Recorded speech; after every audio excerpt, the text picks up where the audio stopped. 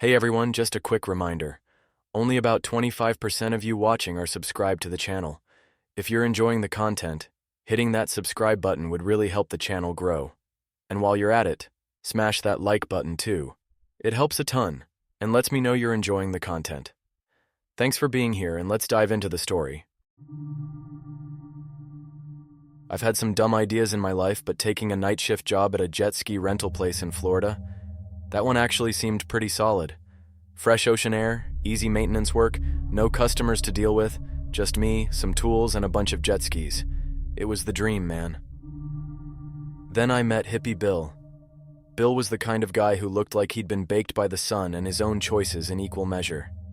Skin like old leather, hair like a mop that had been left in a tie-dye bucket too long, and an endless supply of stories that sounded 50% truth and 50% acid flashback. "You ever see a sea ghost, Johnny boy?" Bill asked on my first night, passing me a beer as we stood on the dock, watching the moonlight shimmer on the waves. I laughed. "Bill, I haven't even seen a manatee yet." He grinned, flashing a set of teeth that were doing their best to stay in his mouth. "You will." The gig itself was chill. All I had to do was clean, repair, and do maintenance on the jet skis, refill the fuel pumps, and make sure the rental booth wasn't looking like a homeless shelter. Bill worked the day shift, so our interactions were mostly at shift change, where he'd ramble about his glory days and how he once outran the Coast Guard on a jet ski, which I really wanted to believe. For the first 2 weeks, everything was perfect. Warm nights, the sound of waves lapping against the dock, and the occasional dolphin jumping in the distance. But then one night something weird happened. I was tightening a bolt on a Yamaha Wave Runner when I heard a soft plunk in the water, not the normal fish jumping kind of sound. This was heavier. I grabbed a flashlight, walked to the dock's edge, and that's when I saw it. A barrel. Not some beer keg or oil drum, but an old, wooden barrel, bobbing like it had been waiting for me to notice it. It had weird carvings on it, symbols that looked way older than this rental shack. Against my better judgment, which has never been my strong suit, I reached down and pulled it in. It smelled wrong, like seaweed and old rot, but it wasn't waterlogged. The wood was dry. The top popped off way too easily, and inside, floating in some thick black liquid, was a rolled-up piece of parchment. My heart did a weird little skip thing when I pulled it out and unrolled it. "We have been watching you. Follow these rules." I should have put it down right then and there, but nope, I kept reading. Rules. If you hear whistling coming from the ocean, do not respond. Cover your ears and wait for it to pass. Never, ever refuel a jet ski at 3:17 a.m. If you do, something else will take it out for a ride. If a man with barnacle-covered skin asks you for directions, throw salt at him and run. Do not let him touch you. There was no signature. No, haha, gotcha at the end. Just break them, and you become part of the crew forever. I looked around, half expecting Bill to jump out from behind a jet ski, laughing his ass off. But the dock was silent. Just the waves. Just the wind. I swallowed. Hard. All right.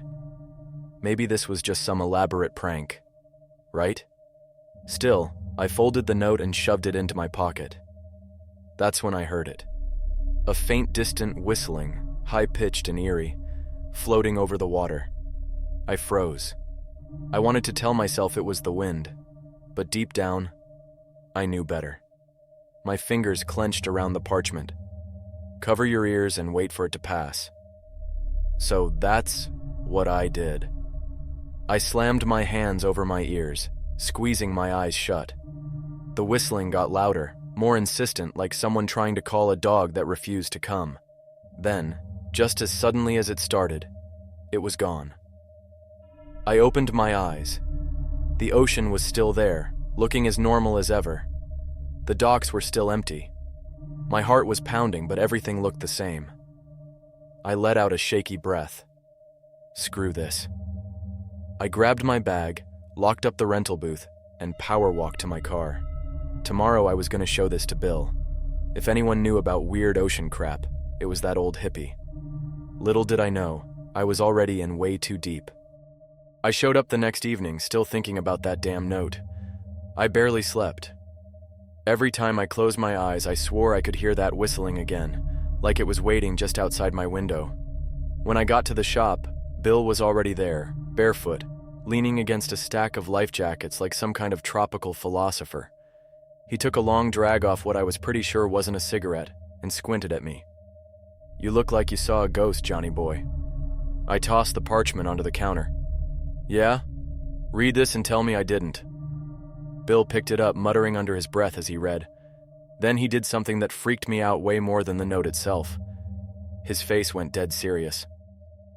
"This ain't good," he muttered, rolling the parchment up and shoving it into his pocket like it burned to touch. "Okay. No, see, this is the part where you tell me it's just some stupid old pirate joke and we laugh about it over a beer," I said, crossing my arms. Bill didn't laugh.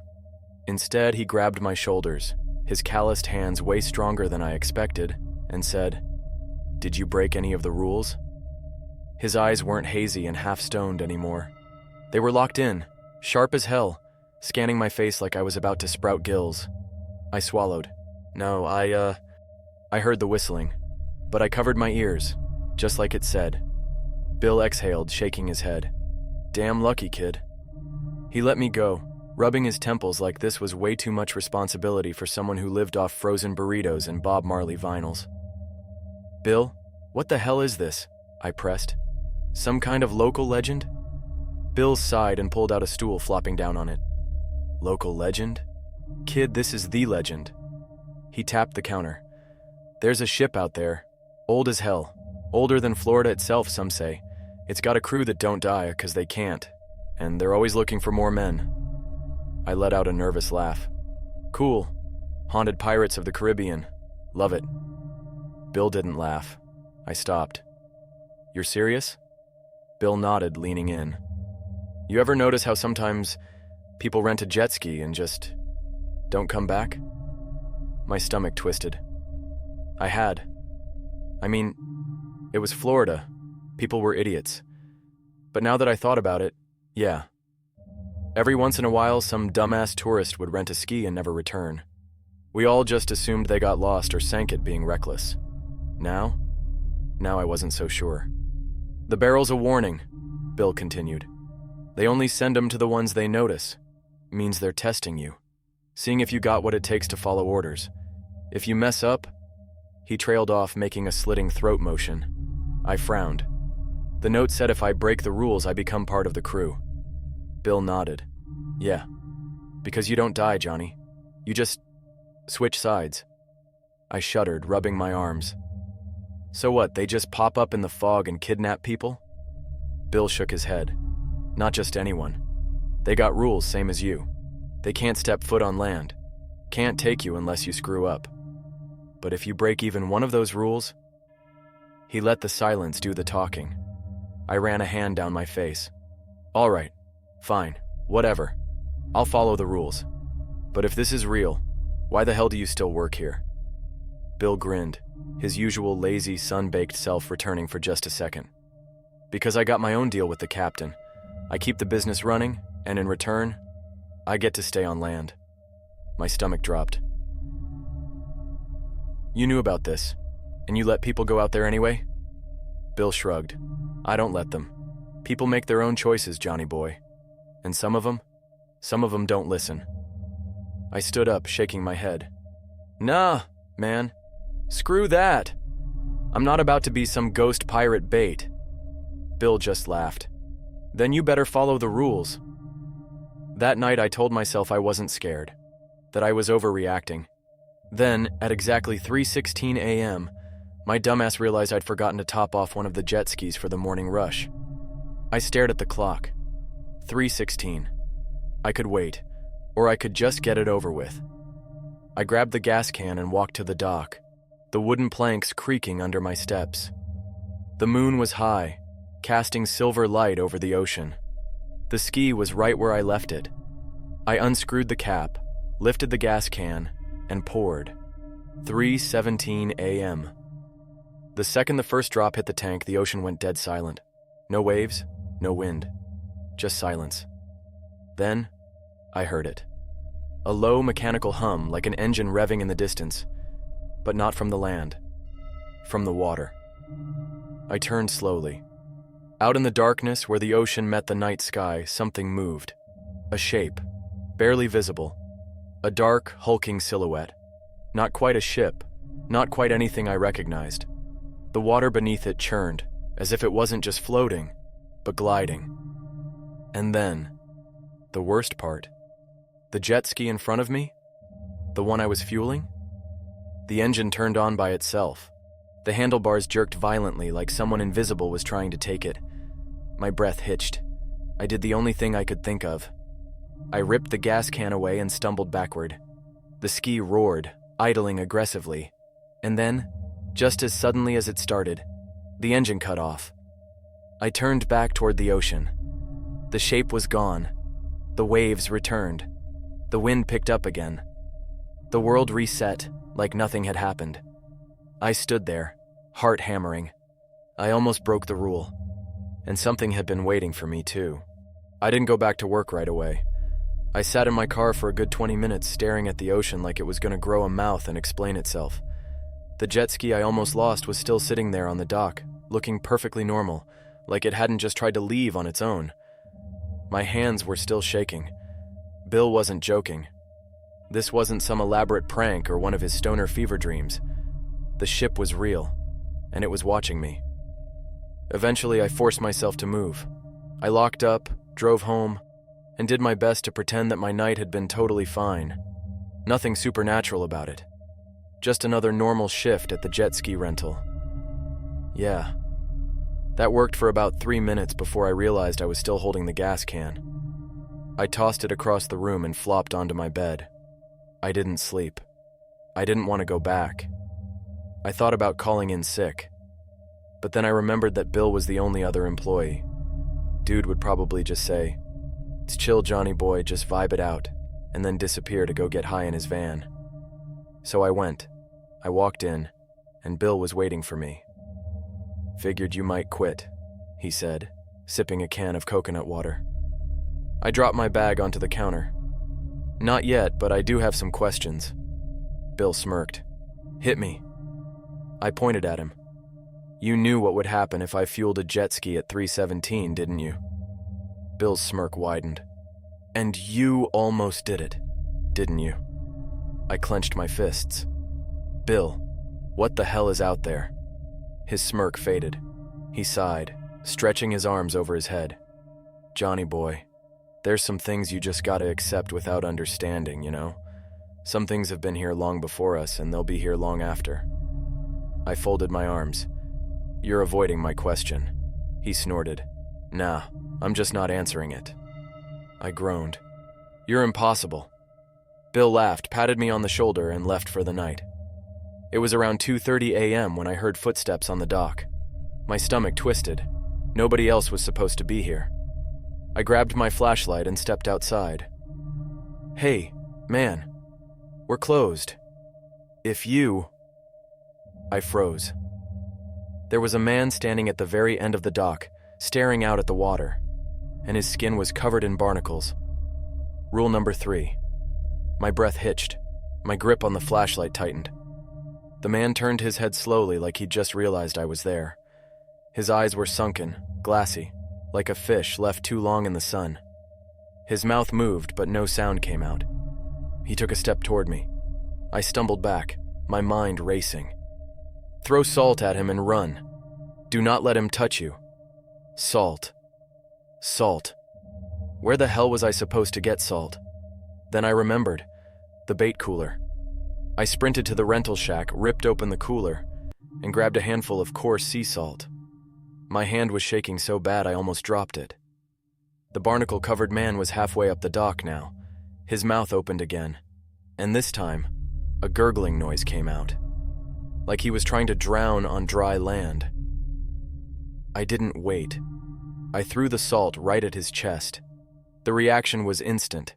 The man let out a terrible, inhuman scream, like rusted metal grinding against bone. His body seized, convulsed, then just as suddenly collapsed into a heap of seawater and rotting seaweed. I stumbled backward, my heart hammering. The dock was empty. The barnacle man was gone. But the salt? It was boiling. I didn't finish my shift. I locked up, got in my car, and drove to Bill's house. I pounded on his door until he finally answered, bleary-eyed and wrapped in a robe that I was 90% sure was made out of an old beach towel. "You okay, Johnny boy?" "No," I said. "No. I am very much not okay." He sighed. "Barnacle guy?" I stared at him. "Bill, what the hell are you mixed up in?" He yawned, scratched his stomach, and stepped aside. "Come in, Johnny. I think it's time you knew everything." Bill's house smelled like incense, salt air, and bad decisions. The dude didn't live in a normal house. He had a beach shack just off the water, built on stilts, with a hammock strung up on the front porch and at least 4 surfboards leaning against the railing. Inside, it was even worse. There were nautical maps covering the walls, a giant wooden chest in the corner, and a bookshelf filled with leather-bound tomes that did not look like they belonged to a guy who spent most of his time rolling joints and renting out jet skis. Bill sat down in a rickety chair and lit a weird-smelling candle. "All right, Johnny boy. You want to know the truth?" I crossed my arms. I just watched a man covered in barnacles melt into seaweed. So, yeah, I do. Bill nodded, running a hand through his sun-bleached hair. "Okay, here's the deal." He pointed at the maps on the wall. "You ever notice how the fog rolls in real thick some nights? Like so thick you can't even see 10 feet ahead?" I nodded. "That's when the ship comes in," he said. "The black tide." A shiver ran down my spine. "That's what it's called?" Bill nodded. "The name's older than Florida itself. Maybe even older than this country. It sails in the fog looking for new crew. And that's where I come in." I frowned. "Yeah, what exactly is your deal, Bill?" He smirked. "I'm a broker, Johnny boy. The captain lets me run my business here as long as I don't ask too many questions. In return, I provide a steady stream of new souls." I stared at him. "You're saying you're in on it?" I asked, my stomach twisting. Bill shrugged. "I don't force anyone to go out there. But some people..." He leaned back, exhaling. "They don't follow the rules, and that's not my problem." I clenched my fists. "Bill, people are missing because of this. Gone. Forever." He raised an eyebrow. "Yeah. And you know what happens if I don't play nice with the captain?" I shook my head. Bill leaned in. "I get drafted like the rest of them." The room felt smaller. The candlelight flickered, casting long shadows on the walls. I swallowed. "So, what do they do with the people they take?" Bill's eyes darkened. "They don't die, Johnny. They just serve. Forever." A chill ran down my spine. "I can't stop it," Bill said. "But maybe you can." Bill pulled out an old, crumbling book and flipped through the pages. "The black tide can't be destroyed," he said, "but it can be banished." I leaned in. "How?" Bill pointed at a sketch in the book. It was a symbol, carved into what looked like the side of a ship. "This is the captain's mark. It's what binds the ship to this place. If we can find it and destroy it, we can send the black tide back into the abyss." My stomach twisted. "And where exactly is it?" Bill grinned. "On the ship." I exhaled. "Of course it is." Bill closed the book and stood up. "The next time the fog rolls in, we go out there. We find the mark, we break it, and we set them all free." I hesitated. This was insane. But then I thought about the whistling, the barnacle man, the missing people. I nodded. "I'm in." Bill clapped me on the back. "Attaboy, Johnny. Now let's hope we don't die." I barely had time to prepare before it happened. At exactly 3 a.m., the fog rolled in, thick, suffocating, swallowing up the dock in seconds. Bill and I were waiting. We had 2 jet skis, a backpack full of supplies, and a desperation-fueled death wish. "All right, Johnny boy," Bill said, climbing onto his ski. "You ready to see hell?" I took a deep breath, revved my engine, and followed him into the mist. My jet ski slicing through the eerie stillness of the water. The mist was so thick it felt like we were riding into nothingness, swallowed whole by the ghostly silence. No wind, no waves, just the distant hum of our engines and the occasional splash as we cut through the water. Then, ahead of us, a shape began to form. A ship. Not just any ship. The Black Tide. It loomed out of the fog like a nightmare made of wood and rot. The sails were tattered, flapping soundlessly in a wind that didn't exist. The hull was covered in barnacles, some of them moving like they were alive.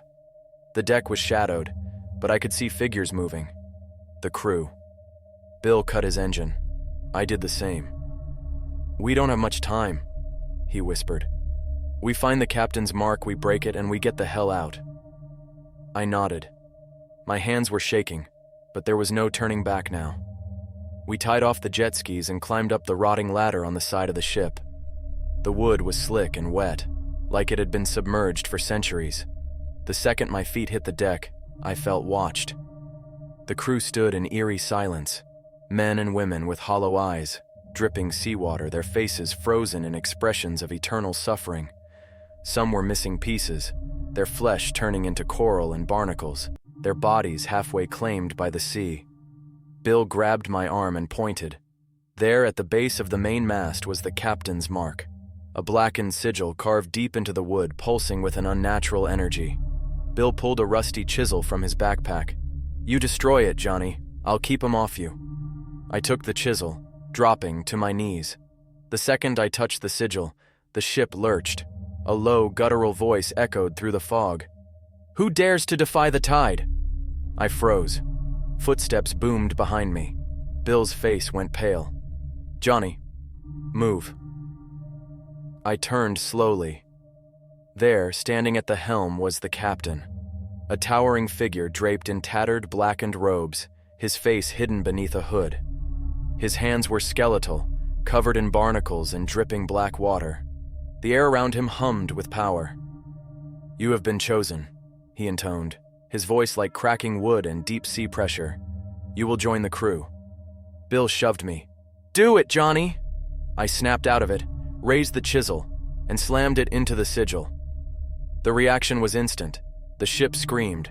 The entire hull shuddered, the wood cracking, the crew wailing as the fog churned violently. The captain roared, lifting one bony hand. The mist rushed toward me, twisting into clawed fingers, reaching, grasping. Bill grabbed me and yanked me back. We ran. The ship was crumbling, the deck splitting apart as the sigil burned away, sending ripples of energy through the fog. The crew was collapsing into the deck, their bodies dissolving into foam and mist. The captain staggered, his form flickering, the barnacles on his hands turning to dust. I didn't look back. We reached the edge of the ship and jumped. I hit the water hard, gasping as I kicked toward my jet ski. Bill was right behind me, coughing out seawater. We climbed on, revved the engines, and sped away. Behind us, the black tide let out one final piercing wail. Then, as suddenly as it had appeared, it was gone. The fog lifted. The ocean was empty. No ship, no crew, nothing. Just the waves, lapping gently against the shore. It was over. Bill quit. Straight up packed his stuff, sold his van, and disappeared. To who knows where. Said he wasn't messing with ocean ghosts anymore. Me? I stuck around. The jet ski rental went under after Bill vanished. Without him running the place, it got repoed by the bank. So I did the only thing that made sense. I bought it, renamed it Johnny's Jet Ski Rentals. People still whisper about the black tide, but it hasn't returned. The missing question mark. Some of them came back, confused, disoriented, like they had just woken up from a dream. Others? Gone forever. But me? I'm still here. And I follow the rules, just in case.